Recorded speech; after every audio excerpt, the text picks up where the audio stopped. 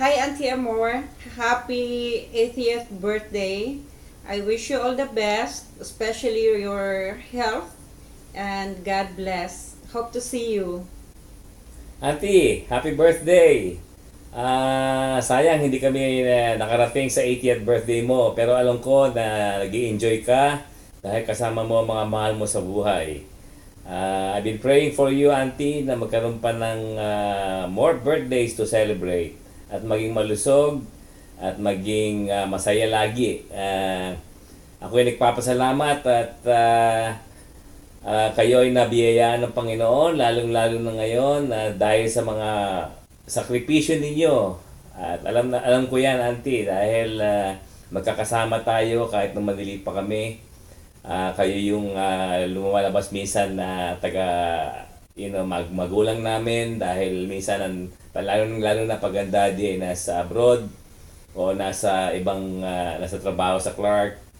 At gayon din pag ang mama naman ay nasa piano lesson niya. So Auntie, hindi ka na makakalimutan. Lalong-lalo na pag ako'y natitinik, laging ikaw ang tinatawag ko. Auntie Amor, natinik ako. Totoo yan.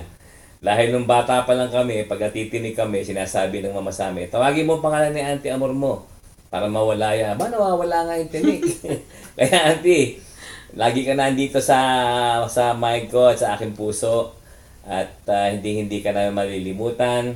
At siguro kung nabubuhay ang mama, nung nabubuhay pa siya, lagi kanyang tinatanong sa akin.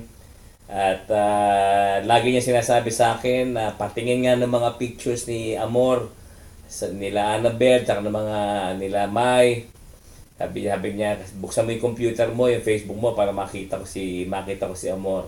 Mahal na mahal ka ng mama, Auntie, at alam ko mahal na mahal ko din siya. So, Auntie enjoy your birthday. Salamat sa mga pinsan ko na binigyan ka ng I don't know if this is a surprise birthday o 80th birthday kasi, Auntie, milestone yan at kinakailangan i-celebrate talaga. So, enjoy your day, enjoy your celebration. And I will be continue to pray for you and your family. So ingat ka, Auntie. Watch your health always. Okay? So I would like Jojo and myself to give you a toast. Happy birthday, Happy birthday, Auntie. Auntie.